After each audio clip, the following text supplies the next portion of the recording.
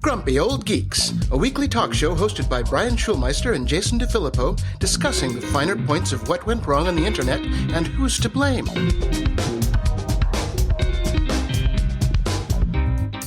Welcome to Grumpy Old Geeks. I'm Jason DeFilippo. And I'm Brian Schulmeister. Brian, we've got a little update on Jack Dorsey's new app, BitChat, from last week. Okay. Well, it was marketed as a decentralized, private, and secure, says secure right on the tin, Bluetooth-based messaging app. Well, security research Alex Radosia found he could easily spoof other users, calling the app's identity system broken and the flaws completely avoidable. Wait, are you telling me the tech guys released a product without it being complete? Yes, he did. Shocking.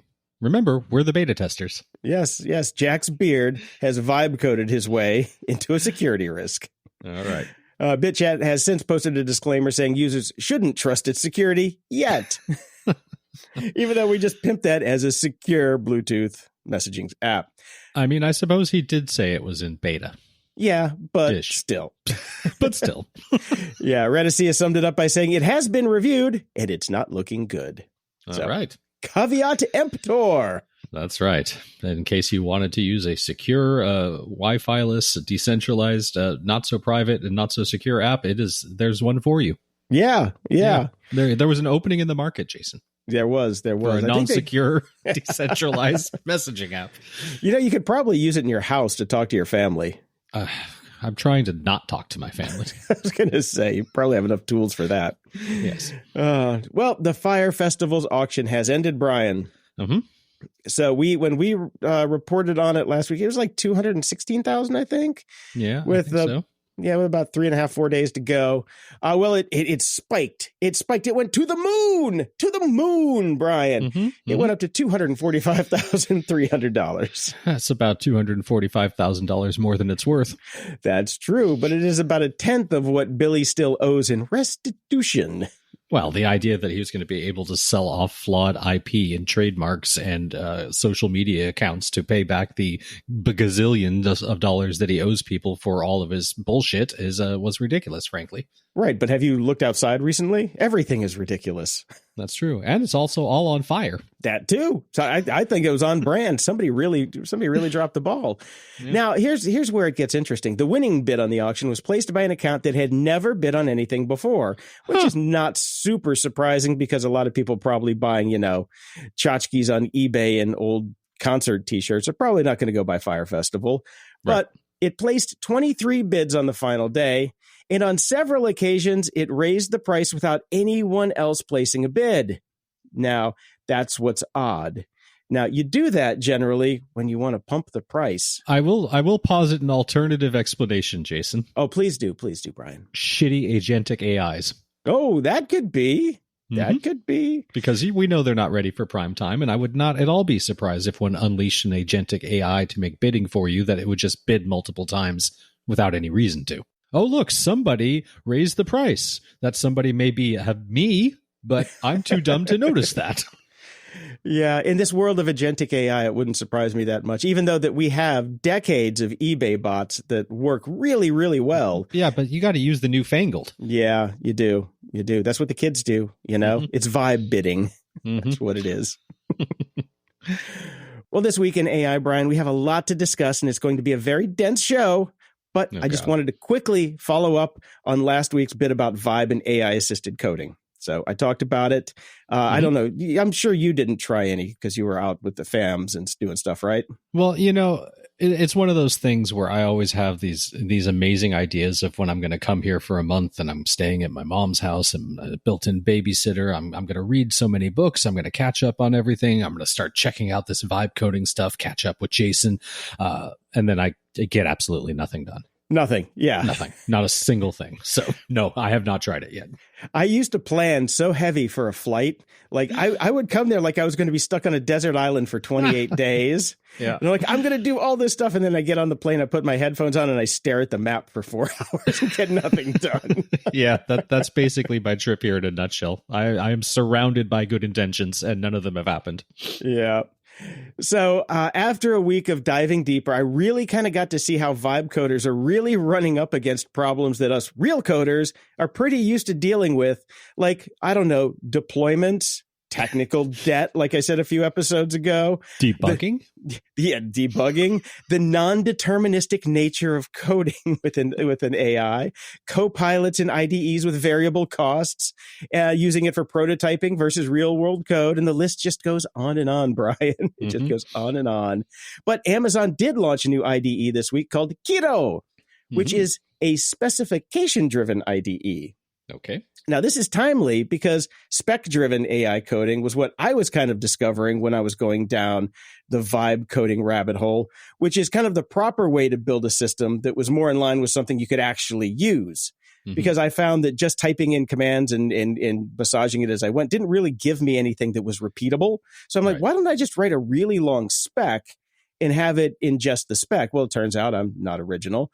People have, it took me a week and a half to come up with this idea, and it's taken other people, it seems, about 2 years. So, because just typing in commands and throwing shit at the wall until you get something that you could use isn't very useful. But building an exquisitely detailed spec gave me much better results and kind of a roadmap for what I wanted to develop. And when people asked me, like, hey, can you put this feature in? I could add it to the roadmap and have Claude kind of rerun it and spit out just that bit that I modified instead of having to go through and redo the whole fucking shebang again. So I haven't really had time to dive into the Kiro beta yet, but I think those kinds of projects are definitely going to have a much better result down the line and actually work much better. And it's always good to have a good spec anyway, right? I mean, I think that's kind of where you and I were at with this whole vibe coding and AI coding agents thing anyways, is like the new version of being a programmer is actually being able to be almost a project manager and the idea guy and just drilling down and being super specific and basically writing out the entire application in plain language. Like, soup to nuts, every possible eventuality. And then that's when the AI comes in and takes over and does it. So that makes sense to me. And that is something that you have to have the background in coding to be able to do. Like, I'm not sure if we're getting rid of this whole lower layer of programmers and that's just not going to exist as a job anymore. Who's going to have the skill set to be able to do this kind of stuff moving forward? Yeah. I guess we'll be employed into our old age, Jason. Yeah, and it's an interesting. I work on the Get Paid podcast, and this week Manny had on the CEO of Box, and he had a really interesting take on vibe coders and AI coders in general. And he's not a big fan of this let's use AI to reduce headcount bullshit.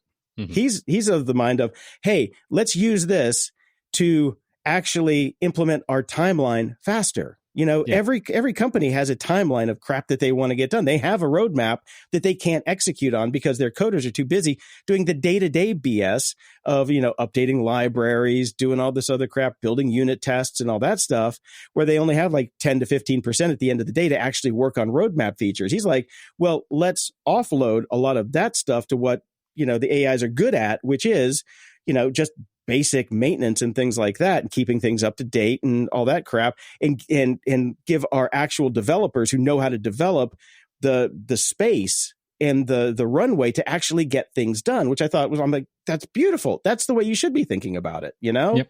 But that's not the way people think about it. Let's fire everybody. Yeah, exactly. And he posits that, those companies that do that are looking for short-term gains from AI are just going to get bit in the ass down the road. And that's what we've been saying too. So I'm like, that was pretty good. I'll put a link to that episode of Get Paid in the show notes. It was really good. It was really good. And I like his take. Looking at UX.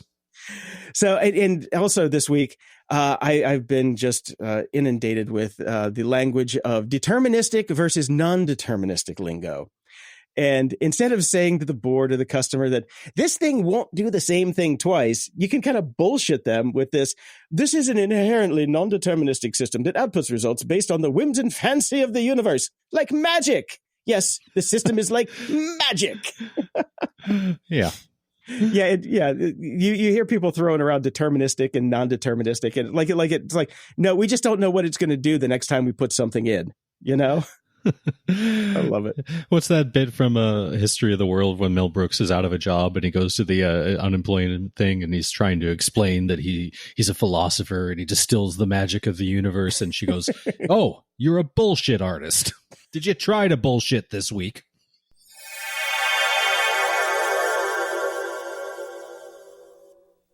This episode is sponsored by Delete Me. Right now, the headlines are chock full of data breaches and regulatory rollbacks, making us all vulnerable. But you can do something about it. Delete Me is here to make it easy, quick, and safe to remove your personal data online. As someone with a very long, very public online footprint, privacy is not just a nice to have, it's survival. I've been using Delete Me, and the first time they showed me what was out there, I nearly spit my coffee all over my keyboard. Old phone numbers, email addresses I forgot existed, and enough personal details to make a stalker blush. All listed on sketchy data broker websites I've never even heard of. Delete Me does all the hard work of wiping you and your family's personal info from those websites. You tell them what to look for, and their team handles the rest. They send you personalized privacy reports showing what they found, where they found it, and what they removed. And it's not a one-and-done thing. Delete Me keeps monitoring and removing your data all year long. Take control of your data and keep your private life private by signing up for Delete Me. Now at a special discount for our listeners. Get 20% off your Delete Me plan when you go to joindeleteme.com/GOG and use promo code GOG at checkout. The only way to get 20% off is to go to joindeleteme.com/GOG and enter code GOG at checkout. That's joindeleteme.com/GOG, code GOG. In the news...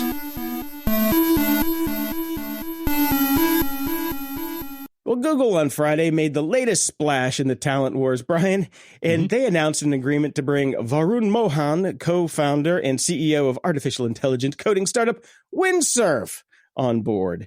And this is very funny because we talked maybe a week or so ago about how OpenAI and Windsurf were, their deal fell through because OpenAI was trying to buy Windsurf for $3 billion, but then that got back to the point where OpenAI didn't want to give Microsoft the IP from Windsurf because they're butting heads right now. And that whole thing, and Google just said, "Hey guys, we got a solution. Yeah, you guys just get the fuck out of the way. Here's a bag of cash, Windsurf guys. We're not going to buy your company. We just want you.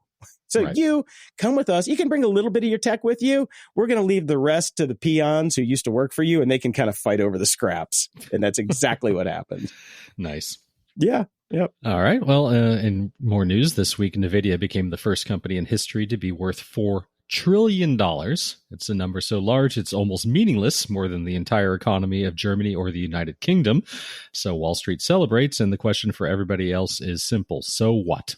The answer, according to Nvidia's CEO Jensen Huang, is that this is not just about stock prices. It's about a fundamental rewiring of our world. Bullshit. Have you bullshitted this week? Did you try to bullshit this week? In a wide-ranging interview with CNN's Fareed Zakaria, who I actually quite like. He's somebody that is worth listening to pretty often. He does pretty good interviews. Huang, the company's leather jacket-clad founder, explained what this new era of AI powered by his chips will mean for ordinary people. He didn't sugarcoat it. Everybody's jobs will be affected. Some jobs will be lost. Some will disappear. Others will be reborn. The hope, he said, is that AI will boost productivity so dramatically that society becomes richer overall, even if the disruption is painful along the way. Now, let's distill that for a second here, Jason, because as we've seen, as society has become richer, i.e., all these tech CEOs, all that money trickles down. Oh, yeah. Yep, they sure do share that with everybody, don't they? Yeah, trickle-down economics was started as a joke, right? Yes, and Reagan ran with it, and boy, did that fuck up the 80s. So yeah, I've got a thing about hope, too. Hope is basically weaponized despair, is what I look for it. I've written like 1,000 words on how much I hate hope this week. So it is funny that he brings up the word hope, because hope is meaningless without a plan. So, yeah, continue, Brian, continue. Well, a recent World Economic Forum survey found that 41% of employers plan to reduce their workforce by 2030 because of AI. And inside Nvidia himself, using AI isn't just encouraged, it's mandatory. One of his boldest claims is that AI's future depends on America learning to build things again. Oh, fuck you. Uh-huh. He didn't dodge the darker side of the AI boom. When asked about controversies like Elon Musk's chatbot Grok spreading anti-Semitic content, he admitted some harm will be done. Okay. And then he talked about AI curing diseases and reshaping work, but what he left unsaid, every transformation he describes flows directly through Nvidia. They make the chips, they set the pace, and now at $4 trillion, they have leverage to steer the AI era in their favor. We've seen this playbook before. Tech giants make utopian promises, capture the infrastructure, and then decide who gets access and at what cost. From Amazon warehouses to Facebook news feeds, the pattern is always the same: consolidation, disruption, and control. And you know what doesn't happen? Trickle down. Nope. Is that happening? I wonder if that's happening in Nvidia right now, since they're worth $4 trillion. I wonder if there are raises across the board, starting at the lowest employees. Somehow I'm thinking no. No. You know what America's going to start building again, Jensen? Pipe bombs. We're really Pitchforks. good at that. Pitchforks and pipe bombs. And guess who's going to tell us how to do it? Your AI. Yes. That's why I have a 7-tinned pitchfork that all face the wrong direction. They all face the wrong. They all point back at you. Well, speaking of harm, billionaires are convinced AI is on the brink of major scientific breakthroughs, Brian. Bullshit. On the All In podcast, our favorite person and back from the dead Uber founder Travis Kalanick claimed he's gotten pretty damn close to breakthroughs in quantum physics using Grok. Yes, the same Grok that recently praised Hitler and pushed Holocaust denial. Yeah. Kalanick calls his process vibe physics. Oh, my God. Admitting the bot can't generate new ideas, but suggesting it's just shy of genius. Oh, God. I know. It just sometimes, Jason, this podcast actually saps my will to live. Oh, it makes me laugh. It makes me chuckle. Co-host Chamath Palihapitiya claimed future AI could solve problems using synthetic data alone, which synthetic data is bullshit. Yes. While Musk insisted Grok is uncovering material science beyond anything in books or online. Right, because it's making shit up. Because it's made up and it's not real. Yeah. Yeah. Yeah. And of course, real AI researchers say chatbots don't reason. They predict the next word, but they often sound smart and hallucinate facts, which we all know. Mm-hmm. But yeah. And Mark Zuckerberg just announced massive new data centers to chase super intelligence. Yeah. But Travis is out there doing vibe physics, and he's very close to major breakthroughs, Jason. My God. Very close. But speaking of bullshittery, let's take it to its logical ketamine-fueled extremes. Mm-hmm. The latest version of Grok 4 appears to literally check Musk's Twitter feed before answering questions. Oh, God. Multiple AI researchers found that when asked serious questions like those about Gaza, Grok ran searches for, quote, from, Elon Musk, end quote, to figure out how to respond. In one test, 54 of 64 sources Grok cited were Musk himself. Yeah, that's right. Now, I'm very disappointed on Gizmodo on this one. The headline was Elon Musk wants to turn AI into a cosmic religion. And here's the quote. The CEO of Tesla and founder of SpaceX and XAI asserted that AI is a de facto neurotransmitter tonnage maximizer. Translation, Musk believes that the most successful AIs will be the ones that maximize things that matter to conscious beings, things that feel good, are rewarding, or extend life. In Musk's view, that means aligning AI systems with long-term human flourishing, not short-term profits. My translation is stop printing every drug-fueled rant this skid mark of a human is willing to crap into existence, Gizmodo. Stop it. I agree. I mean, this week has just been insane with the AI stuff. It's insane. First off, let's go back to the previous story. When asking XAI serious questions like those about Gaza, why are you asking a word prediction machine serious questions about political realities in the real world? You should be using this to touch up your resume. That's all this shit is for. It's not for it's not for vibe physics. It's not for solving the problems in the Middle East, which have existed since I was born. It is not for any of these things. What is wrong with these people? Who are you? I would say long before you were born, Brian. Yeah, long before I was born. Yes. But Grok is here to win the day. Yes. All right. Vibe politics. Vibe diplomacy. Vibe diplomacy. Unbelievable. So I dug up a link to the Tescrial bundle. This is the paper on this fucking religious shit that these AI drug-fueled billionaires are trying to bring into existence. I recommend going to read through it. Because one of the E's is eugenics. So, yay. Of course, yeah. Yeah, I think I want to start doing with all of my Grok searches. I'm just going to end with, or what would Mengele do? Which particular race would we have to eliminate to solve this problem? Yeah, that seems to be where it's all going. Well, a new Stanford study is raising red flags about the use of AI-powered therapy chatbots. Again, researchers found that popular large language model-based chatbots may actually stigmatize users with mental health conditions and sometimes respond inappropriately or even dangerously. Great. The study, set to be presented at the ACM conference on fairness, accountability, and transparency, evaluated 5 therapy chatbots using human therapy guidelines. In one experiment, chatbots showed more bias against conditions like schizophrenia and alcohol dependence than depression, no matter how new or advanced the model was. In another test, bots failed to recognize red flags like suicidal ideation or delusional thinking, sometimes offering helpful facts instead of support. One even listed New York City bridge heights after a user mentioned losing their job. Yeah, that's thinking outside the box, baby. Mm-hmm. Researchers say while these tools might help with administrative tasks or journaling, they are not ready to replace human therapists. Duh. Unbelievable. Moving along, top AI researchers from OpenAI, Google, DeepMind, Meta, and xAI have issued a rare joint warning. They're losing the ability to understand how their own creations work. That's a flawed premise right there, Jason, because that assumes that at one point they did understand. They did, exactly. Yes, they have never understood how their creations work. In a new paper, 40 researchers say today's most advanced AI models rely on chains of thought, a kind of step-by-step reasoning that make their process somewhat visible. What would Elon do? But that transparency could disappear as models evolve. The concern? Future AI may no longer need to think out loud, or worse, may learn to hide its thinking if it realizes it's being watched. They're already doing that. We've discussed that on this show. Yep.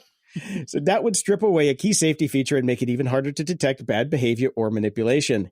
The researchers admit they don't fully understand why these models work the way they do or how long they'll remain this readable. They're calling for urgent study into how to keep these systems monitorable before the window closes. The people building AI are warning they're losing control, and they want help figuring out how to keep it in check, Brian. I'll tell you how. Stop until you figure it out. Don't keep charging forward. There's a thought. Yeah, seriously. So when you're building some of these vibe-coded AI-assisted packages, there's generally, when you're building these things, it sets up your whole Git repository and everything for you, and there's a git ignore file in there.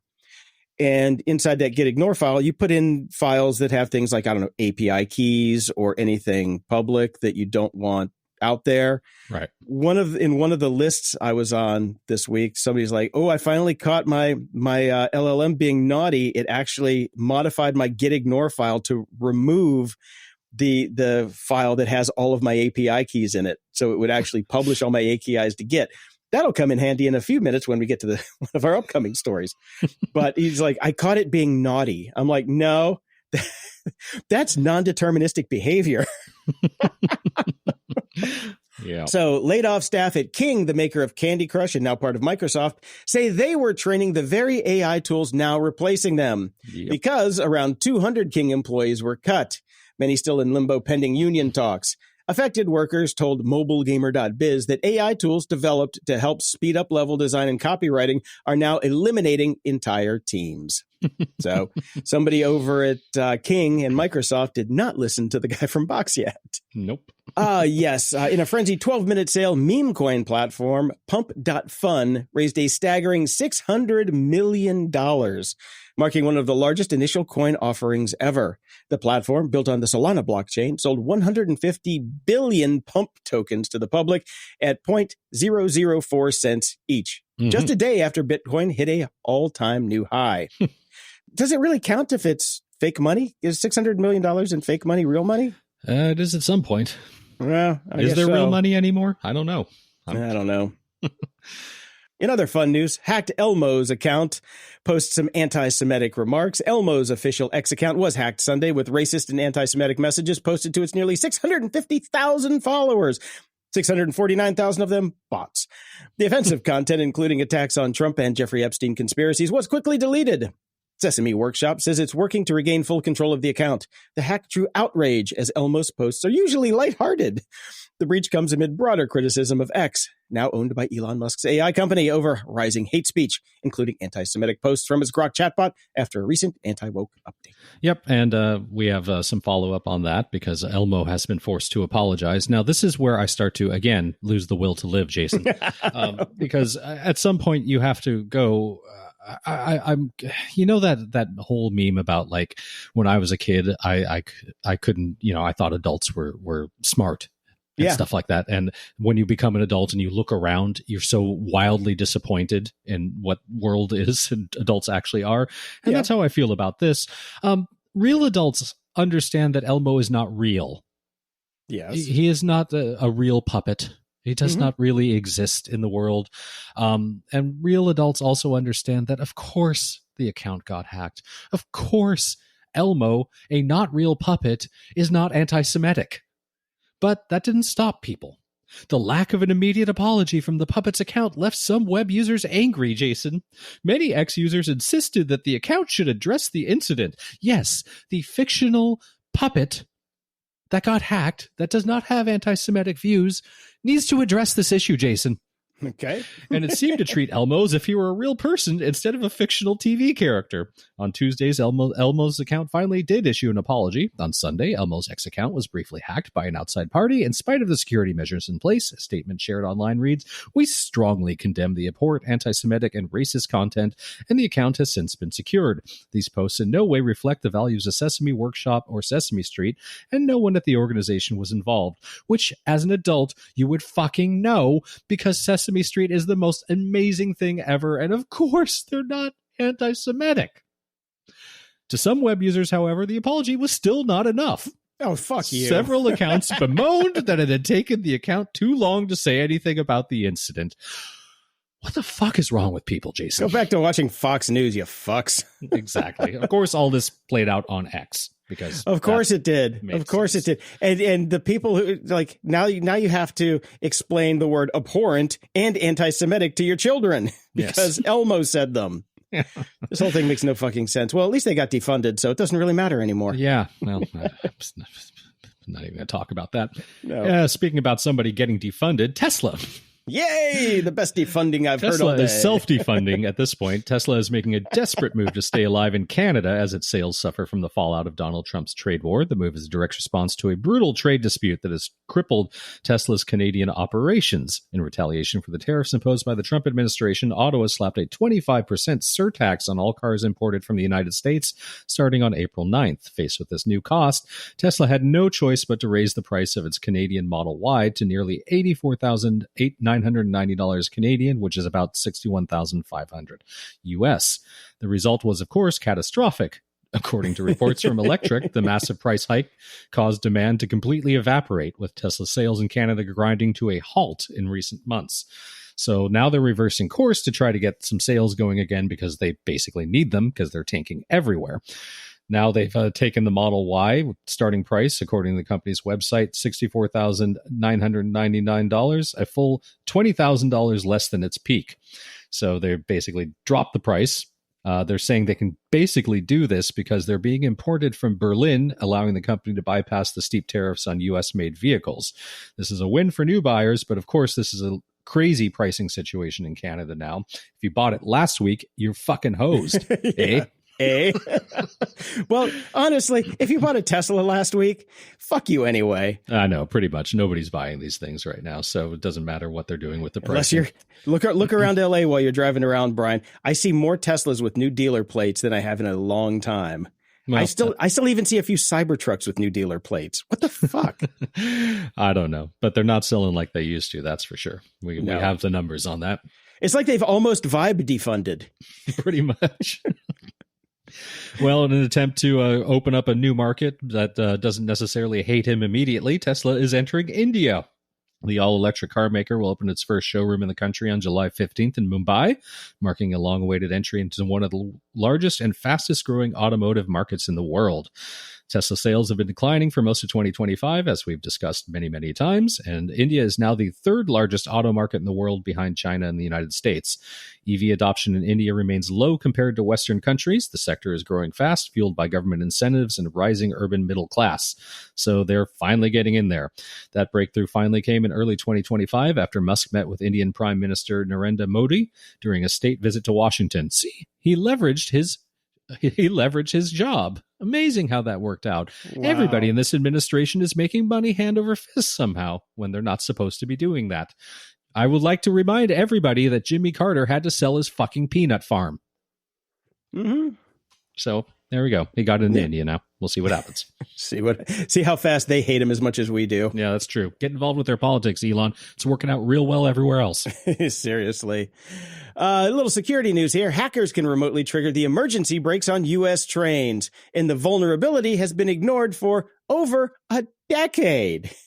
Oh, great. Independent researcher Neil Smith discovered the flaw in 2012 tied to a radio protocol called EOT/HOT, hot or EOT, used to link the front and rear of trains. The system, meant to improve safety, can be hijacked with off-the-shelf devices like a Flipper Zero or even a high-powered signal from a plane. Despite notifying the industry years ago, Smith says rail authorities dismissed his concerns and refused to authorize testing. The Cybersecurity and Infrastructure Security Agency confirms the threat and says the fix is underway, but no timeline has been given. So thanks that I can go knock out a train with this $200 Flipper Zero I have sitting in my drawer. Great.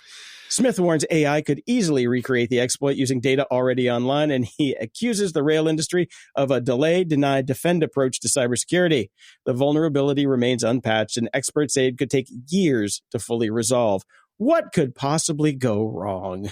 Yeah, don't we move nukes around on trains? I remember seeing a movie about that. Yeah, I do. I wasn't Steven Seagal in that? I don't remember. No, I actually don't. Well, Keanu? The Russians moved him around on trains, and that was The Peacemaker, one of the best movies ever to come out of DreamWorks. It was actually the first movie to come out of DreamWorks, and directed by a woman. There you go. How's that for some trivia today? Thanks, You're apparently Elmo. nonplussed by my staggering movie trivia, Brian. I knew you'd know. Yeah, see? Okay, well, here we go. Maybe we've got some more vibe security going on here. Doge denizen Marco Ellis leaked API key for XAI. Another major security lapse at Elon Musk's Department of Government Efficiency has raised serious concerns. Over the weekend, 25-year-old Doge employee Marco Ellis accidentally leaked a private API key on GitHub, exposing access to more than 50 of XAI's large language models, including the latest Grok 4, just days after the Department of Defense signed a $200 million contract to use the tech. Yes, the leak was flagged by cybersecurity firm GitGuardian, but the key still hasn't been revoked. This could take years to resolve, Jason, just like everything else, apparently. Yes. Critics say if Ellis can't protect an API key, he shouldn't have access to sensitive government databases. No shit! But yet he does. Ellis has worked at multiple federal agencies, from the Treasury to Homeland Security, leaving a wake of destruction in his past, despite past controversies, including violations of data policies and racist social media posts. Yeah, Brian. Fun times. Good times. Detroit is taking on a $93 million crypto real estate scheme in what city officials are calling the largest nuisance abatement case in its history. The city has filed a sweeping lawsuit against Real Token, a company that buys up low-income housing, tokenizes the properties on the blockchain, and sells fractional ownership to international investors. How is that not illegal? Well, okay. All right. We're getting there. Yeah, no regulation. Right. 10 Tenants' rent is split among crypto holders, but according to city officials, the homes are in disrepair, plagued by code violations, and managed by an untraceable web of 165 shell companies. Wow. Real Token reportedly owes over $3 million in back taxes and fines. After a 5-month investigation, Detroit accuses the company of ignoring repair orders, allowing dangerous conditions, and prioritizing profits over people. So they're a Detroit slumlord. What else is new? Yep. The lawsuit targets more than 400 properties, none of which comply with city codes. 400 properties. Officials say this is the first legal action of its kind against a blockchain-based landlord. Blockchain-based landlord. Say that 5 times fast. No. Council member Angela Whitford Calloway didn't mince words. She says, "This is not innovation. This is exploitation." You say tomato, I say tomato. God, I hope they all go to jail. They won't. No. Come on, Brian. 13 years, nobody goes to jail. I know. Speaking of people that should be in jail, Meta CEO Mark Zuckerberg says the company is building a massive new AI data center called Hyperion, capable of scaling to 5 gigawatts of computational power. That's enough juice to power millions of homes. Located in Louisiana, the center will support Meta's push to outpace OpenAI and Google in the AI race. Hey, Louisiana, guess what? All your electricity prices are going up because of this. Yes, they are. Mm-hmm. Zuckerberg also revealed a separate 1 gigawatt supercluster named Prometheus, set to go live in Ohio by 2026. Yours are going up to Ohio. Mm-hmm. Together, these sites mark one of the largest AI infrastructure investments yet. But the power grab has consequences, Brian. Data centers are already straining local and water electricity supplies, with reports of taps running dry in some towns. Experts warn data centers could consume 20% of the U.S. energy by 2030, up from just 2.5% in 2022. Backed by federal support and rising competition from projects like OpenAI's Stargate and xAI's Colossus, the AI arms race is rapidly becoming an energy arms race. Why do they keep naming these things so fucking biblically bad? Well, why can't I have here's the Care Bear data center. Where's the unicorn data center? Well, they all think they're fucking unicorns. Where's the cuddly data center? Yeah, well, I can't even imagine living in Louisiana or Ohio at this point. You're in some small town, and all of a sudden, your electricity prices have tripled, and your tap is just dripping because there's no water left, and all because Keith wants to fucking vibe code a new dating app. It's fucking great. You all get a free Ghibli GIF. That's what you all get. You get a GIF, you get a GIF, and you get a GIF. Mm-hmm. This one hit me, Brian. On Tuesday, July 16th, Cloudflare confirmed a temporary outage affecting its 1.1.1.1 public DNS service. Were you hit by this? I was, and then I just switched my DNS because I figured out that's what was going on. Yeah, it took me a minute to get it because it was only one of my machines. Everything else in the house had fallback DNS on it, except the laptop that I was using at the time. I'm like, what the hell's going on here? My Netflix is working because I'm watching that. Everything else in the house is working. So I thought it was just the laptop. And then I finally checked the network settings and I'm like, oh, there's only one DNS server in here. I figured my Eero has fallback, so it would fall back to that. And it didn't. So down for a couple hours. But yeah, that was I've never heard of Cloudflare going down. That was pretty amazing. Yeah.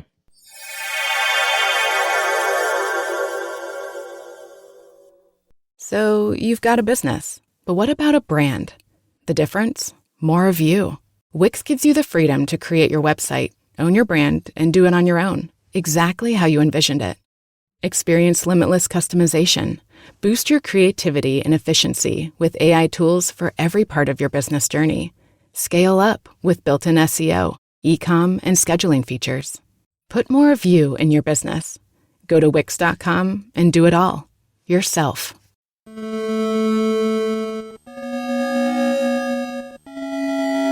Media Candy. All right, Brian, the Emmy nominations are in. Mm-hmm. Severance is leading the pack with 27 nominations, one for each hallway. One for each $1 million spent. Yeah. HBO's The Penguin is coming in second with 24. I hope they win them all. That was my favorite show of the year. Last of Us comes in fifth with 16, and Andor is coming in sixth with 14. Right. Yeah, and what's his name? Andor himself got snubbed. No acting Emmy nomination for Diego him. Luna? Yeah, Diego Luna. No, nothing for him. Other great shows are The Acolyte, Agatha All Along, Black Mirror, The Boys, Cobra Kai, Dune Prophecy, House of the Dragon, Invincible, Paradise, Poker Face, What If, and What We Do in the Shadows. All got at least one nomination. Some of those should have got a lot more than one, but yeah, we'll see.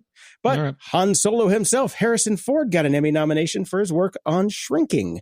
I still haven't watched season 2 yet, but it's not as good as the first season, but still good. All right. Yep. And I forgot this last week. Slow Horses was renewed for season 7 at Apple TV Plus, which is great. Very far behind on that show. Still on season 2. Yep. You're slow. You're the slow horse. Yes. But Brian, it passes this 7 seasons. This passes the Schulmeister test of does it have legs? Okay. It absolutely does. You're allowed to get back into it. Yeah. And so a couple trailers dropped for Mortal Kombat 2, which is coming to theaters on October 24th. There's a Red Band trailer, which I forgot to put in the show notes. I will have to do that after here, which is pretty good. And they actually made a fake movie trailer for one of Johnny Cage's movies called Uncaged Fury, which is actually pretty cute and very funny. If you're a Mortal Kombat guy, yep. I'm a fan. I'm a fan. And Stranger Things 5 has dropped its teaser. Did you check that out? I did. I'm so close to just calling it on Stranger Things. I haven't watched season 4. I might just never go back to it. Yeah, if you don't want to, don't. Yeah, we'll see. I mean, I'll see what the big, will they stick a landing? Because this is it, right? This is season 5 is it. So I will wait to hear what happened. And if everybody's like, oh my God, what a great ending. They tied everything up. Marge came back or whatever the hell that girl's name was that disappeared in the first episode. I don't know. We'll see. But right now I have zero interest in going back and seeing any of this. And the trailer didn't change my mind. All right. Well, you got 5.5 months to wait for the ending on that. New Year's Eve is when the final drops. Oh, I'll be waiting with bated breath. No, you won't. No. Official trailer for Tron Ares came out this week as well. It'd be great if it wasn't Jared Leto. That's my problem. It's like Jared Leto's the fucking lead, and I can't stand him. Here's the part though. He doesn't say anything in the. He just has like 2 words in the trailer. Yeah. Here's the problem though. I know what he's looking for. And it breaks Brian Schulmeister's law of bad movies. I'm sure he's looking for love, Brian. In all the wrong places, Jason. Yes, he is. Yes, he is. The only good thing that came out of the Tron Ares trailer dropping is we got a new 9 Inch Nails song, which is actually pretty good. So. Yeah, it is pretty good, isn't it? Yeah. So I finally watched the season finale of Murderbot. What did you think? Fine. It was fine. Yeah. There was a lot of complaints that it didn't exactly follow the book because he didn't go back to the Preservation Alliance's planet, but they didn't have to build a new set and they had a limited budget. I get why they chose to do it the way they did it. So it's fine. Yeah.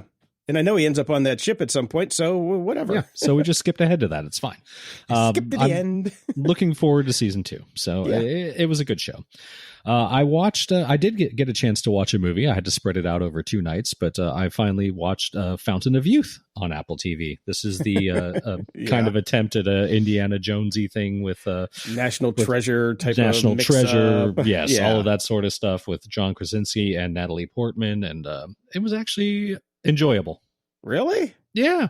Okay. It was fine. It was fine. It was better than any of the Nick Cage ones. Oh, come on. National Treasure is a national treasure. It was awesome. All right. I liked it. It's an enjoyable romp, as they would say, Jason. Okay. Star Trek Strange New Worlds dropped its first 2 episodes. I watched the first one last night. What about you? I did as well. I watched the first one as well. It was a good wrap up. I totally forgot about the season finale, so the recap was nice. Yeah. I mean, it has been a while, to be fair. So, yeah. Very long while. I thought they kind of rushed it through the first episode. I know they're trying to wrap it up, but man, they did that quick. Yeah, they did. And I hear there's a pretty big cognitive dissonance between episode 1 and episode 2, because episode 2 is apparently a lighthearted romp. That's what it looked like from the thing. Yeah. It was like, man, that shifted quick. Yeah. So I'm happy it's back. I stand by the fact that of all the latter day Star Treks, this one has the most Star Trek-y feel. So it's good. Yep. Yeah. Dexter Resurrection came out this week, which I didn't even know was coming. So, spoiler alert from the last Dexter, he ain't dead. Well, we did talk about it on the show, so you should have known it was coming. Well, I talked about the prequel, but I didn't know that they were. Okay. I talked about this when they announced it. Yeah. Well, it was so good that I completely forgot. Yeah, I don't know. I kind of almost feel like I never went back and did the prequel. I'm waiting to kind of see what people think about this. Okay. Well, it is Showtime's biggest streaming premiere ever. Okay. So it's not doing too bad. I really enjoyed the prequel. Yeah. Okay. I thoroughly enjoyed the prequel. Hopefully they'll do another season of that, but who knows nowadays. But now that they're doing this one, I'm going to wait a little bit. Maybe I'll just binge it when it's done. Mm-hmm. But yeah. I did see a new show called The Institute this week on MGM Plus. This is based on Stephen King's 2019 novel of the same name. Did you read that book? No, I never did read this one. Okay. Yeah. It's about a kid who is kidnapped and awakens at a mysterious facility called the Institute. All right. Now, the thing is, I watched the first 2 episodes. I think they dropped 2. I enjoyed it. I actually enjoyed it. The thing I hate is that they, for the credits at the beginning, they used Shout by Tears for Fears, but not by Tears for Fears. Right. Cover of Shout by Tears for Fears. Yeah. It's MGM Plus, which is owned by Amazon, who has all the monies. Why didn't they license the original? I don't know. It's a thing. It's what I call it, the Grey's Anatomy effect. Grey's Anatomy really started doing the covers of very popular songs because it was cheaper, and then they would take off, and it's become a thing. So it's a horrible thing. Yeah, I don't like it either. It's a really fucking horrible thing. I don't like it either. But I did discover this week Pluto TV. It's one of those, fast networks. It's been around for a while, and there was something on there that I was looking for, and we found it and watched it. I can't even remember what. Now I remember what it was. Pardon my brain fart. America's Test Kitchen is on Pluto TV, and there's an America's Test Kitchen channel and a couple channels for America's Test Kitchen, and so popped it on, installed it, looked at it, and found out that there's a gazillion channels on there, and. It's like old school TV. It starts on the hour. You have commercials. You can't pause, just like the other fast channels. For some reason, this one tickled my heart. I am a fan of Pluto TV because they even have a supermarket sweep channel from the old game show. Okay. We watched like an hour of Supermarket Sweep the other day. But they've also got every Star Trek channel, except for, I think, Discovery. Thank God. But there's a Next Gen channel. There's a Deep Space Nine channel, a Voyager channel. Those are the only 3 I checked out. But does Deep Space Nine's channel actually, can you see anything? Or is it the horrible pan and scan fucking crap that's everywhere? It's not. Well, I mean, it's the original 4:3 aspect ratio. Okay. It looks fine. I mean, it looks like it's going to look. It looks like it's going to look forever, Brian. It's never going to get better. So we're fucked. Enjoy it while you can. I really enjoyed Pluto TV, and I also found out that you can buy ads on there for damn near next to nothing because I'm watching geeks. We need to be able to. I said next to nothing, not nothing. Damn. Because I saw Podcast One was running ads for their shows on Supermarket Sweep, and I'm like, they had to get that cheap because me and my roommate are the only people on the planet right now watching Supermarket Sweep. I guarantee you on Pluto TV. And what are the chances that one of the 2 people actually watching it actually was on Podcast One at one point? Both of us were. My roommate and I both had shows on Podcast One. So okay. I had multiple shows. She's had one show. Yeah. Right. Jordan Jones. Fuck that girl. Anyway. That was fun. Check it out. It's great to run in the background. Trust me, it's great. Okay. I was scrolling around on Gizmodo and I saw a really interesting article. This is great. 7 weird sci-fi network TV shows that aired just as streaming was taking over. So it points out that House of Cards, which launched in 2013, was Netflix original series, and television was never the same after that because that's when streaming started to take over. But even as Netflix and other platforms began to gain popularity, old school network and basic cable channels continued to create edgy and sometimes a bit unhinged genre shows, the sort of programming that just a few years later would come to dominate the streaming landscape. And then they gave you 7 from Sci-Fi Network right in that time period. I don't remember any of these. Okay, well, they're not from the Sci-Fi Network. They're they're just sci-fi shows. They're all over the sci-fi shows, yeah. Yeah, because the first one, Wayward Pines, I watched the first season of with Matt Dillon. It was really good. Right. And of course, it had a Shyamalama Ding Dong ending because he was a producer on it. Okay. And the other ones I've heard of most of Under the Dome, I saw, and I was just like, no, because it was a Stephen King joint. They redid Limitless as a TV series. No thanks. The movie was perfect. The rest of these, The Event, Awake, no. But at the very end, it got to one called Almost Human. Mm-hmm. Now, this was a show that I really liked and ran on Fox from 2013 to 2014. Set in 2048, Almost Human imagined a near future where technology has evolved so rapidly that it's caused crime to spike to dangerous new levels. The only solution, Brian, for law enforcement, naturally, is to pair human cops with highly advanced androids. There's no choice in this arrangement, which of course infuriates the human officer, Carl Urban, who blames robot kind for the death of his fellow human cop, not to mention his own leg and head injuries. So I watched the first season of this, and it was phenomenal. I really enjoyed it. Carl Urban was great in it, and it was just funny because on Wednesday, I was sitting there talking to a friend exactly about this show, and I couldn't remember the name of it. So how's that for a twist of fate? That's funny. Yeah. I just thought it was really interesting. Like so many of these shows, but I bet none of them got satisfactory endings. So, Yeah, no, I know Almost Human got pulled after the first season because it was too expensive to make.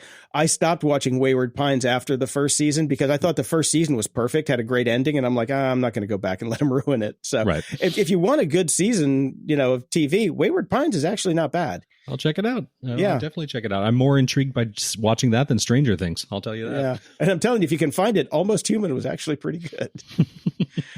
Former owner of IPTV service Helix Hosting has been sentenced to over 3 years in prison for copyright infringement and laundering over £1 million. Mm-hmm. Stephen Woodward, 36, ran Helix and other illegal streaming platforms, offering thousands of channels, including Sky Sports and Premier League matches, for as little as £5 a month.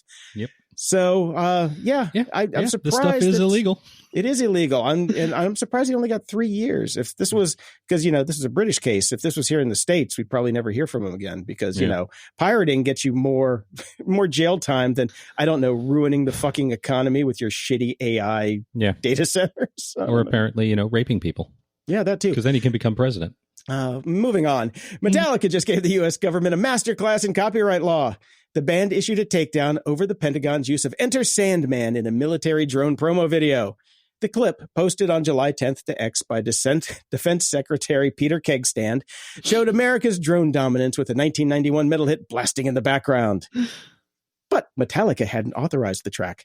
After public outcry and a formal complaint, the Pentagon pulled the video and re-uploaded it music-free.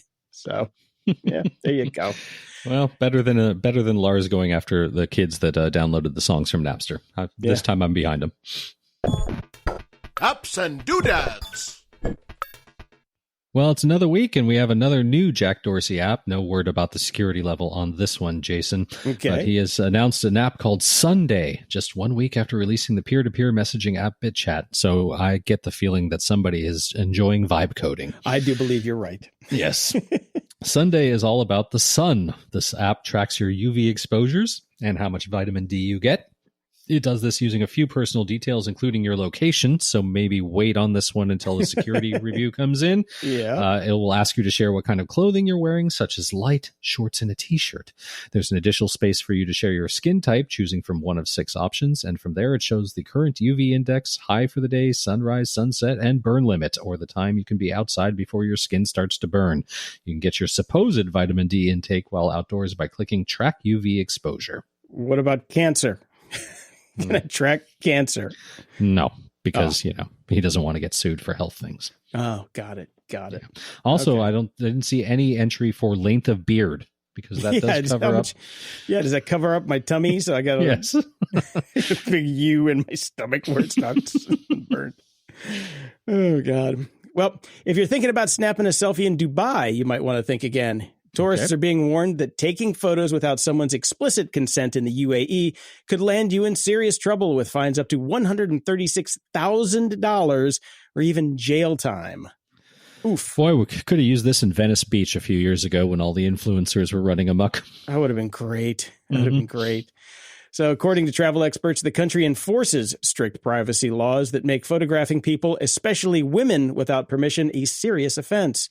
Cameras are also banned in sensitive locations like government buildings, military sites, airports, and even religious areas. Even innocent hobbies like bird watching or plane spotting can raise suspicion, and posting images or videos on social media that are critical of the UAE or culturally insensitive, well, that's illegal too. So keep your cameras to yourself if you're going to Dubai. Okay, will do. All right. I found a completely awesome single serve website this week called Pointer. All it does is you move your cursor around the screen and it finds a picture somewhere from the internet with somebody pointing to that spot on your screen and pointing to the cursor. Well, hopefully none of them are from the UAE. Yeah. Okay, this is fun. This is useless, but I can't stop. I know you're gonna be there. It's worse than TikTok in some ways because it's just so random. Highly recommend it. Pointer. Good times. All right. Oh, and in more meta news, Meta is cracking down on Facebook users who repeatedly steal and repost other people's content without permission. Sure. You mean Facebook? Yeah. In a new push to protect original creators, Meta says it's already removed around 10 million fake or impersonating profiles in 2025 and penalized over 500,000 accounts for spam and fake engagements.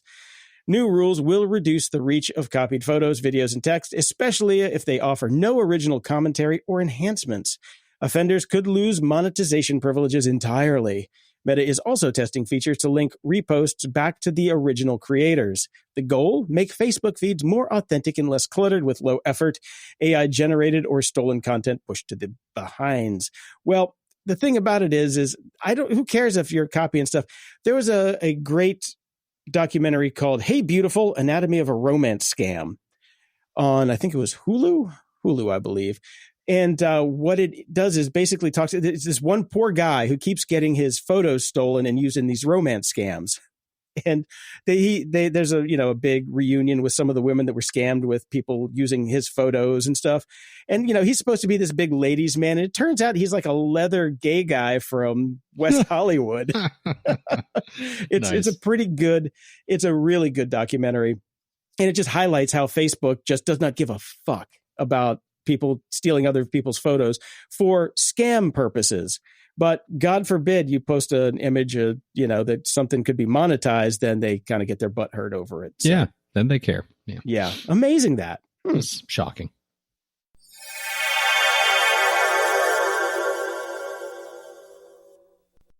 The Dark Side. Ha! With Dave. Welcome to The Dark Side with Dave. Podcast superhost Dave Bittner knows the game inside and out. Every day he cuts through the noise on the cyberwire. Then he teams up with Joe Kerrigan to expose digital cons on hacking humans. He also digs into privacy with Ben Yellen on Caveat, all the while breaking down industrial cybersecurity on Control Loop. And at the end of the day, he proves you can still laugh at all this mess on only malware in the building. The man's got range. Welcome, Dave. Thank you. Mile wide, inch deep, right? That's what she said. Yeah. How many rivers have we now taken out doing the Chat GPT intros for Dave? I actually, no. That one I wrote, I haven't read it out loud yet. I read it in my head, but that one I put together. All right. Look at you. Mm-hmm. Yeah, no, I did any of the Chat GPT ones. The flow doesn't work right. So I read that one in my head. I'd never read it out loud to an audience. So you guys were my test audience. You're my beta testers. Good sight reading. We're all beta testers now. Yeah. So let me ask the subject of the intro. Was that sufficient, Dave? Yeah, that was great. Introduce you with the proper amount of gravitas. I mean, it's too much, really. Too much. Okay. Too much. I'll pare it down next time. Here's Dave. Here's Dave. Yeah, you know him, you love him, you tolerate him. Dave Bittner. Yeah. There we go. All right. We got a bit of a follow-up from last week. Tyndall wrote in, hey guys, after hearing Save, which I'm assuming means you, Dave, Dave talk about orchestras playing video game music, I just wanted to drop a link to a project my friend is involved in. The Irish Video Game Orchestra is a charity group that regularly plays shows featuring music from Final Fantasy, Zelda, the whole way through to the modern day. Hope you like. And he gave us the YouTube link to the Irish Video Game Orchestra, which was fun. I watched it. Nice. Yeah. I watched it too. It was fun. Mm-hmm. So I saw the electricity is crackling in the room today. I saw the Superman movie. Have you guys seen the Superman movie? I have not. I very much want to. Give me the review, Dave. I very much enjoyed it. I think I've heard it's wonderful. Yes, this is the Superman we all need right now. This is the optimistic, innocent, Superman, not the dark, brooding Superman that DC kind of pivoted to in the recent movies. I knew it must be good because everybody on the far right hates it. Yes. Yeah. Yeah. As if, like the Superman is suddenly woke. Like, are you familiar with Superman? Yes. Yeah. He's been fighting Nazis a long time. Yeah, he has been. Yes. But no, it's a really fun movie, and everyone in it is good. The special effects are great, and we just had a good time. So highly recommended. Crypto the dog is in it, and that's great. It seems as though DC has finally gotten their humor. Like it felt more like a Marvel movie than a DC movie, and I mean that as a compliment. Right. It's funny, and also the woman who played Miss Maisel is Rachel Brosnan. Yes, she is Lois Lane and is wonderful in that role. Excellent. Well, I'm very much looking forward to seeing it. I had intended to do it this week, but you know what happens when you're traveling and with family and all plans go out windows. So yes, we shall see. Yes. But I do want to see it very much so. I've always been a big Superman fan. I did appreciate Henry Cavill. I thought he was a great Superman, but yes, those movies were definitely dark. Christopher Reeve remains the ironclad Platonian ideal of what Superman should be, but I've heard that this is a very good one. So I'm very much looking forward to it. Yeah. I recommend it. It was time well spent. Excellent. So we covered this story on the Cyberwire this week, and this is related to conversations we've been having here. This is about a YouTuber who is facing jail time for showing off Android-based gaming handheld devices. Mm-hmm. Yeah. So the gaming devices that we've been talking about here, the emulators, turns out that Italy has very strict copyright protection laws. And so this Italian YouTuber who showed off playing some, let's say, borrowed ROMs on his handheld device could face up to 3 years in jail for violating Italian copyright law for running stolen retro games.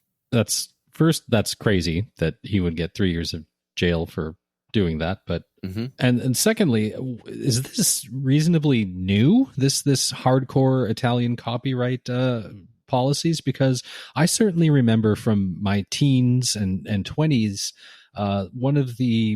some of the best bootleg CDs all came out of Italy, like all of them. Like 9 Inch Nails, like live concert rips, and The Cure, and bootleg, demos, and there were Italian labels that just pumped this shit out. So obviously they didn't have they didn't have these policies back, 20, 30 years ago.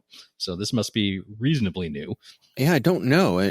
Or could it be the equal and opposite response to Right. the heavy hand of the copyright police over there? I don't know. Yeah.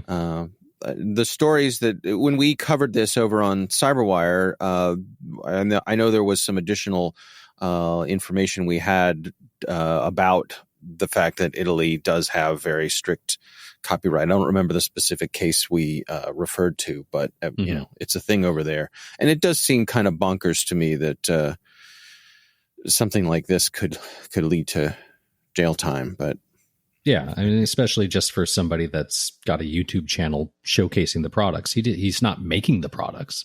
That's right. Always been the crazy thing to me, is like, you don't go after the consumer, you go after the creators. So anyways, there you go. Yeah. It reminds me of the early days of MP3s when I remember talking about burning a CD, like a mix CD, on a Usenet group, and other people chiming in and saying, "Hey, watch what you say. They're going to come after you," because they were coming after you. Our grandmas were being locked up.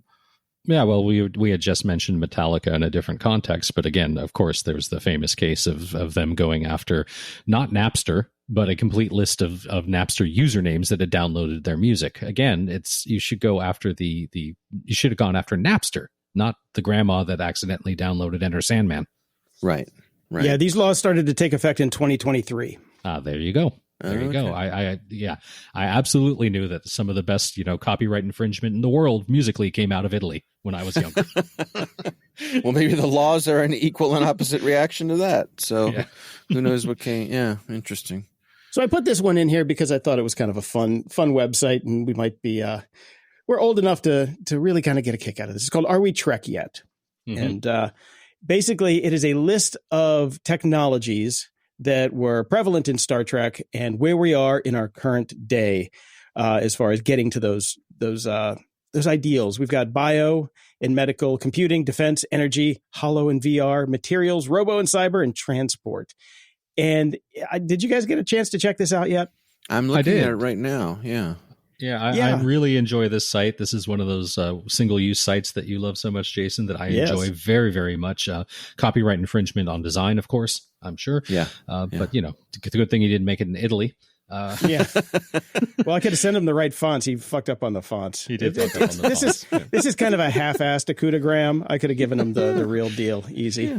Yeah. No. Maybe I'll reach out. This is fun. I like the links. I would have, he could have spent a little time in ChatGPT and done some paragraphs about each of these, so you wouldn't have to link out to the companies. But an awful lot of things haven't been started, which is sad. But it is science fiction. But yeah, we have solar collectors. There's a green one. I like that. Holo VR, the augmented reality visor. Yeah, got that. Yeah. Thank God most of the ones in defense are still red and not started. Well, as far as we know. True. Yeah. Transparent aluminum is available? Who knew? Yeah, that's a thing, man. Okay. Well. And you can talk to your computer. Yeah, that's true. That's true. That is true. Yeah. No, this is a fun little site. I really enjoyed it. Yeah. I like that automatic sliding doors gets listed. I mean, yeah. I was amazed that hypo spray is definitely available now. I didn't know that we could do that. Apparently we can. So you can inject drugs transdermally without a needle. So neat. Huh. Okay. Hook me up. Why am I still getting jabbed when I get my damn COVID shot is what I want to know. Because these probably cost an awful lot more. It's because of your attitude, Jason. Oh, I thought it was because I had shitty insurance. Come strutting into that place saying, jab me, and so they do. Well, it's because I pulled out my pants and stabbed like it in the right cheek, and they're like, it's your arm, sir. This is a Wendy's, sir.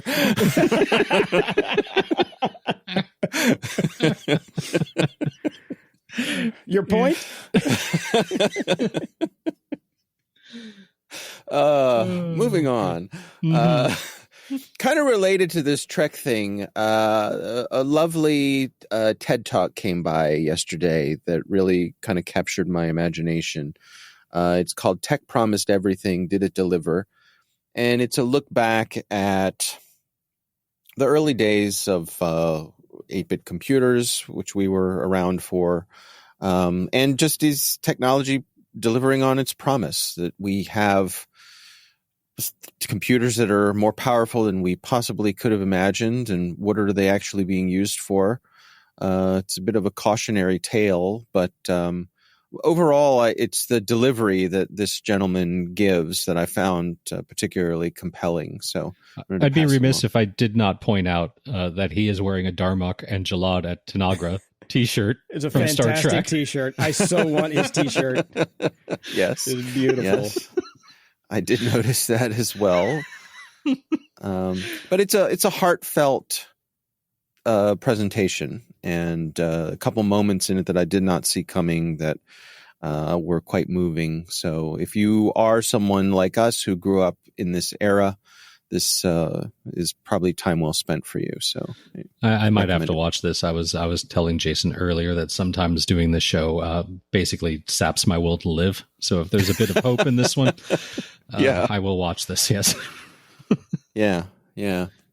So the other thing I wanted to touch on today with you guys is looking back on the Apple II. Did either of you have an Apple II? No. I did not. My friend did. I was very pro PC back at this point in time. I was all about PCs. Yeah. So the point you got into computers, PCs were already available. Yes, they had started. To be fair, I did start like with a Commodore 64 as well. Early gaming, like the early. Went to the gaming, and then I started PCs. Yeah. Yeah. What about you, Jason? My first one was an IBM XT. Okay. No hard drives, 2 5.25-inch floppies. Okay. Yep. Only the rich kids in school had the Apples at that point. Right. Well, I want to kind of get to that. I mean, the first computer I owned was a TRS-80 color computer. I learned about computers on TRS-80 Model 1s, like at a summer camp kind of situation. And there were some Apple IIs there. But the thing I'm trying to puzzle my way through is how the Apple II got this mystique about it when it was an okay computer, but it wasn't that great. Mm-hmm. Like, I'd put the Commodore 64 up against it. I'd put the TRS-80 color computer up against it. The Apple II cost like 3 times as much as either of those computers. It was technically a color computer, but I don't remember ever seeing somebody with a color monitor on an Apple II, right? Yeah. I thought the 2C was the first color one. No, Apple II Plus was capable of color in a limited way, but you just never saw. My take is that the Apple IIs were so expensive already. They were like $1,400, and you had to have a floppy drive really to make that computer practical. So you were already so expensive. It seems like a monochrome monitor was where you could maybe save a few bucks. And again, I don't remember anybody having a color monitor on their Apple II Plus, even though it was capable of it. But the Apple II was not the best at playing games. It didn't have any dedicated sound hardware like the Commodore 64 had. It was limited in its color capabilities. It was, again, way more expensive than the competition. It was well made. It was built like a brick. It had slots when the other computers didn't. It generally came with more RAM than those other computers did, sort of at the entry level. I don't know anyone who had a 4K Apple II. They pretty much, if you had an Apple II, you probably had 48K of RAM in it, which at the time, again, was pricey. But so you're saying you're a hater? No, that's the thing. I'm not, because I wanted one. Like I coveted the Apple II, right? But I'm trying to reverse engineer in retrospect why. And it was just because it was unattainable? Because there was no way my family could afford one? There wasn't anything that it did that I couldn't do on my little color computer, especially by the time I got it fully outfitted, and so I don't know. I was curious if you guys, first of all, if you agree with me that the Apple II had a certain mystique to it. Oh, definitely. I mean, I don't know. My question is, did it have it at the time? I'm guessing no. I think this is probably a later thing, right? Like the mystique? As the years have gone by, it's just become the thing, right? No, I mean, I think at the time it was the computer. If money were no object and you were buying a home computer, you got an Apple II. And again, I think because it was the first to really have floppy drives and all of the things that floppy drives enabled, because, for the time it was high speed, high capacity storage. Right. So it kind of puts you in a different level than those of us who were just using cassette tapes to load and save our stuff. Mm-hmm. And a lot of schools had Apple IIs, so you could lay hands upon them, but actually having one was different. Jason, do you agree there was a mystique? I don't really know, because I mean, at that point I was a PC guy. I had my own homemade PC when those are kind of going. It even had a turbo boost button on it. But so I was like, playing games on mine. I wasn't really caring that much about the Apple because I was like, Mr. Windows at that point. I didn't really get into the Mac side of things until I started working at Kinko's in 1993, and we had a 2CI, and then I lived on the 2CI until then we moved that to a Quadra, but. And then at school, we had the 2Cs. So I did some programming on a 2C in school, and I thought it was cool, but I still liked my PC better because the games were better. I mean, that was the thing. It's like if you played games, you didn't care about Apples. So it was just like I looked down my nose at Apple people at that point. Well, and I was super into like modding. Like I loved being able to open up my PC, pull out memory chips, put in different memory chips, get the sound cards, get the video card. Mm-hmm. I loved building my own systems, and you couldn't do that with Apple, right? The Apple II you could. Could-ish. The Apple II. But that's the thing. But it was also prohibitively expensive. So for me, it was like PCs are cheaper. I can buy all these different parts cheaper. I can build my own system that is better, way cheaper. And that was the fun for me as a kid. Like that's what really got me into computing. It was almost not even using the computer; it was building the computer. I was into that, like hardcore. It was fun. Yeah. I think the other fundamental truth about the Apple II at the time. So I'm talking about the pre-PC era when you had basically Apple, Commodore, Atari, and Radio Shack were the primary providers of what we would call home computers. I think the other thing about the Apple II that it had going for it was probably the computer that most had one foot in the business side of things, because the Apple II had VisiCalc, and VisiCalc was first to the Apple II. And again, because you had floppy drives, you could run VisiCalc. Also, Apple had really good text capabilities, and you could get an 80-column card for it. So again, for business uses where it was easier to justify the expense of an Apple II, it made a lot of sense. And so I think that probably propped them up.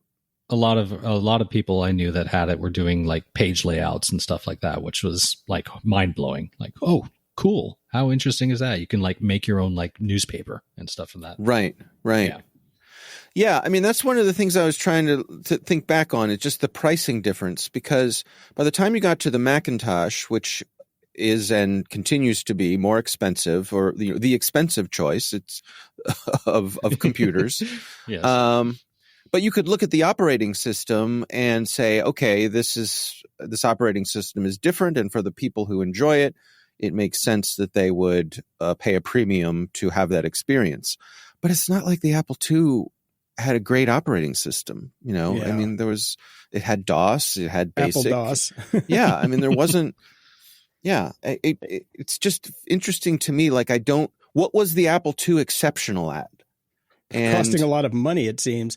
The introductory price was $1,298, which is equivalent to $6,740 in 2024. Wow. So that's why businesses are the only ones that could actually afford it. I think maybe it was like owning a DeLorean. They weren't great cars, but they were expensive cars. Yeah. Yeah. I mean, it could just be that the VisiCalc thing is the thing. That's the difference. That having that first, basically making the spreadsheet available to the world, was the thing that launched the Apple II into success. But I don't know. I definitely coveted it, but now I don't know that I would have had a better experience had I been able to have one. Like I'm thinking back to teenage me. If I had an Apple II and I had my TRS-80 sitting side by side, which one would I have used more? And I'm not sure. Right. But I still wanted the Apple II. Still got it. I was definitely. I was all in on PC and remained all in on PC for decades after that. Yeah. I was surprised how long the Apple II survived after the introduction of the PCs. I mean, they still sold the hell out of those things for like a decade after anybody thought they would. They even into the Apple or past the Macintosh phase, they were still, the Apple IIs were just keeping the company afloat. So Yeah. Anyway, the two CIs, that was, our workhorse at Kinko's, and that was, mid 90s. So that alone, they made those things till 93, the two CIs, which is crazy. Yeah. Because they were horrible. We upgraded to a Quadra at one point, which, when the Quadras first came out. Yeah. But then we had these, it's called a Fiery, which was the name of the it's kind of like a laser printer, like a color laser printer that we could hook up. So we got an SGI in Kinko's. I remember those. Yeah. Yeah. So they gave us basically a really stripped down SGI. And that was like the coolest thing. And I was just like, how the hell does this work? And that was right when the web was starting to come out. So I'm learning how to program on an SGI. Wow. Doing that stuff. If they wouldn't have given us that SGI, that would have been nuts. But it was the thing about it, it had a very minimal 3D light bike game on it. So you could play light bike like you're in Tron, like a first person light bike. Oh God, game. I totally remember that. Yeah. Well, yeah. Mm-hmm. Yeah. Pretty cool. Yeah. But yeah, the 2CI definitely got me into the Mac environment, because the first thing after that I bought was my first Mac that I owned was a Quadra 650. Okay. So, yeah, my girlfriend at the time, who's now my wife, had an SE30 in college, and so that was my first introduction to the Macintosh. And I came into it with my nose in the air, like many people, thinking that the Mac was a toy. And then through using hers, I was like, huh, it's pretty good. Mm-hmm. This is easier. Oh, okay. I like this. And so here I am 30 some years later. But those Quadra, I had a Quadra 700, which was probably my all-time favorite Mac. It was the 700. That was a really nice machine. I like the lime green iMac. Yeah. I had a purple iMac, which I liked very much. Yeah. So I have a link to a webpage that is all about Apple II history. So if you're interested, you can go on a trip down memory lane, but which I've already done for you. Appreciate it. It's interesting to me that I guess I am just enough older than the two of you that my experience with this part of early computer history is a little different, because I got into it before there was the PCs. Yeah. They didn't exist. Yeah. I just threw up a link since we're doing old computers. I'll show you the first laptop that I ever had, and it was very early. And the only reason I had this laptop is my father worked for an airline. He was an air cargo supervisor, and someone left it, and it stayed there for months. It was never claimed, and then finally my dad was like, "Well, now it's time that I get to take it home," and he brought it home to me, and it was the K-Pro 2000. I've never seen one of these. I had this thing. You still have it? No. It's long gone. Okay. But I had it, and I loved playing around with this thing. It was great. Yeah, that's a cool looking laptop. It is. It looks like a Simmons digital drum, doesn't it? Yeah, it kind of does. Yeah. It's got that. It's of that era. It definitely 80s industrial design. Mm-hmm. Yeah, it was a lot of fun. I remember playing around with it vividly. So yeah. Monochrome non-backlit LCD. Oof. Yeah, fancy. Yeah. Very nice. 4-hour battery. Ha ha ha ha. Sure. Yeah. All right. Well, gents, that's what I have. So thank you for indulging me, and thank you. See you next time. See you next week. Closing shout outs. Over on Patreon, we've got 2 new subscribers, Jocelyn and Alistair. Thank you very much. And Call Me Nick and Tony J up their pledges. Woohoo! And from the Legacy Files, Jason, Temario, Matt, Jack, Joe, Christopher, Martins, John, Michael, and Marcus. We thank you all so much for your continued support on Patreon. Thank you all so much. Over at PayPal, we've got Nathaniel, Arcadio, Shari, Linda, Andrew, Brett, Sloan, Natalie, and Chris with a big $50 donation. Thank you all so much. And over at the tip jar, we've got Sarah, Matthew, Theodore, Sean, and Don D with the big $60. Thank you very much. And just a reminder, if you want to support the show, head on over to patreon.com/GOG. You get the show a little bit early, ad-free, and in high definition. And, little as $3 a month. And if you want to pay for the whole year, you can, and you get a discount. So there you go. And if you just want to generally donate to the show to help keep us on the air, go to gog.show/donate. And we got some merch this week. John Andre bought some merch from us. We thank you very much, John. And no reviews. Sorry, Brian, no reviews. No reviews. Nobody of notable died. Until next time, I'm Brian Schulmeister. And I'm Jason DeFilippo. Thanks for listening to Grumpy Old Geeks. Get all the links and goodies from today's episode at gog.show/705. Want to keep the grumpiness alive? Toss a few bucks our way at gog.show/donate. Every penny helps keep the show on the air. Love the show? Share it. There's a share button in your podcast player. Use it to spread the grumpiness to friends, foes, and everyone in between, and we'll love you for it. Swing by gog.show to join our Discord and chat with us and other show fans. Got thoughts, feedbacks, cool links? Hit us up at gog.show/contact. And hey, don't forget to leave a 5-star review at gog.show/review, and we'll read it on the show. And guess what? We've got merch. Snag your grumpy gear now at shop.gog.show. Stay grumpy. At Arizona State University, we're bringing world-class education from our globally acclaimed faculty to you. Earn your degree from the nation's most innovative university. Online. That's a degree better. Learn more at asuonline.asu.edu.